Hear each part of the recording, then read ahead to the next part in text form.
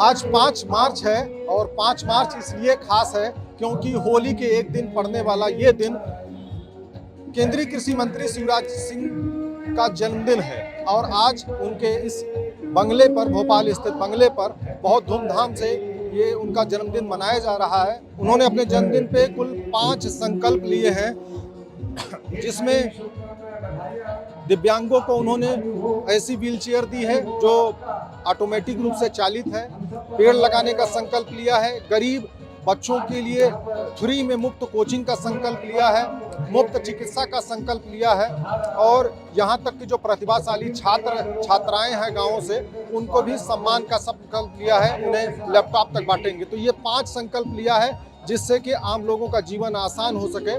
हर जन्मदिन के साथ उम्र कम होती है, जो हमें सोचने पे विवश करती है, क्योंकि मनाते तो हम खुशियां हैं, लेकिन 1 साल कम हो गया। अब जो बचा हुआ समय है, क्योंकि हम अमर होके तो आए नहीं, कोई भी जीवन क्षणभंगुर और नाशवान है, कल खत्म होना है। तो इस जीवन का बेहतर उपयोग क्या किया जा सकता है। और मैं हमेशा ये सोचता हूँ कि जीवन के 2 बहुत महत्वपूर्ण तत्व है। एक है प्रेम, हम आपस में प्रेम करें। आज दुनिया जिस मोड़ पर खड़ी है, खून की होलियां पूरी दुनिया में खेली जा रही है, और मन में चिंता पैदा करती है। कहीं ना कहीं वसुधैव कुटुंबकम का भाव, सब में सद्भावना, इसका भाव पैदा होना बहुत जरूरी है इस धरती के लिए भी, और उसका रास्ता एकमात्र प्रेम से होके जाता है। तो एक हम मन में जो मेरे पैदा होता है भाव, प्रेम करूं मैं सबको, और वो करने की कोशिश करता हूं और कैसे बढ़ा पाऊं। और प्रेम का प्रकटीकरण होता है सेवा में। अब आप केवल प्रेम करो उससे काम नहीं चलता। अगर कोई जरूरत या सहयोग की आवश्यकता है किसी भाई बहन को, तो फिर हम उनकी सेवा भी करें। इसलिए मैंने कुछ चीज़ें सोची। एक, हमारे दिव्यांग भाई बहन, उनका जीवन आसान कैसे बनाया जाए। तो अगर बैटरी वाली वो साइकिल दे दें उनको, तो उनको चलने में आसानी होगी। और वो भी ऐसी व्यवस्था कर रहे हैं कि पीछे सामान रखने की जगह हो, ताकि अगर चाहे तो कुछ बेच भी सके वो, तो आत्मनिर्भर हो जाए वो। दूसरा, मुझे अपने संसदीय क्षेत्र में लगता है कि दूरस्थ इलाकों में हम चिकित्सा की व्यवस्थाएं कुछ बेहतर करें, क्योंकि वहाँ डॉक्टर नहीं होते। एक मोबाइल क्लिनिक जैसा गाड़ी पे बन जाए, जिसमें डॉक्टर, दवाइयाँ, जांच के साधन सारे हों, तो वहाँ काफ़ी राहत दे पाएंगे। तो हर विधानसभा में एक मोबाइल क्लिनिक शुरू हो, ये संकल्प मन में पैदा हुआ है। फिर एक, हमारे बच्चे, बेटे बेटियां मुझसे बहुत प्यार करते हैं, मैं उनसे बहुत प्यार करता हूँ।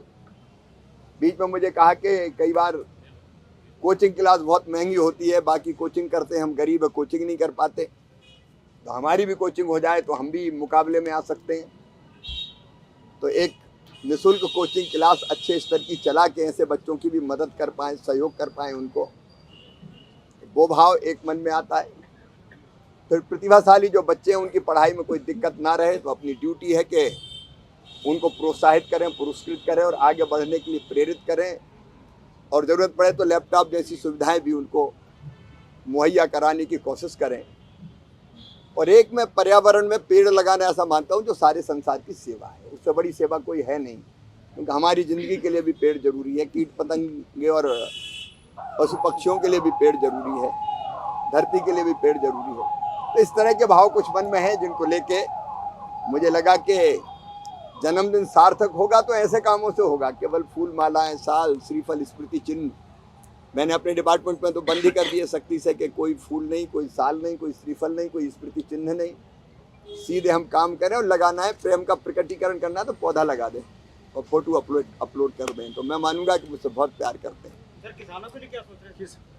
किसानों के लिए पूरा कृषि विभाग काम कर रहा है। अब उसका विश्लेषण करूंगा तो बहुत समय लग जाएगा। छोटा सा सवाल हो रहा है, ये जो मोबाइल क्लिनिक होंगे, इनमें डॉक्टर और नर्सिंग स्टाफ होगा, और ये सब प्राइवेट ही हायर करेंगे? ऐसा कि सांसद निधि से गाड़ी आ जाएगी, ड्राइवर, उसमें जो काम बाकी होना है वो, और बाकी ये सहयोग से इकट्ठा कर लेंगे।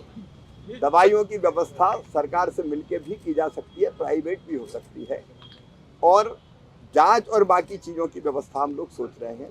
कुछ प्राइवेट सेक्टर, कुछ सरकार का भी काम है कि अगर कहीं डॉक्टर नहीं पहुंच रहा और गाड़ी है और डॉक्टर पहुंच जाता है तो मिलजुल के करने की कोशिश करें। सर, दुनिया में विश्व में युद्ध के हालात बने हुए हैं। मध्य प्रदेश के भी कई लोग हैं जो वहाँ पे फंसे हुए हैं। सरकार पूरी गंभीरता से कोशिश कर रही है उनको निकाल के लाने की। कई वापस आ चुके हैं और कई के निरंतर संपर्क में है। मुझे लगता है सबके सुरक्षित निकाल के लाएंगे। अरे एक मिनट, पूरा तो होंगे यार, प्लीज। सवाल ये सर कि ये जो बासमती राइस है, इसके एक्सपोर्ट पे बड़ा असर पड़ा है इस युद्ध की वजह से। देखो, युद्ध के कारण कई चीज़ों पे असर पड़ा है, इसलिए युद्ध जितनी जल्दी समाप्त हो जाए वो शांति और स्थिरता के लिए जरूरी है। अगर ये वीडियो आपको पसंद आया है तो इसे लाइक ज़रूर करें। अगर चैनल अभी तक सब्सक्राइब नहीं किया है तो कर लें और नोटिफिकेशन पाने के लिए बेल आइकन भी दबा दें।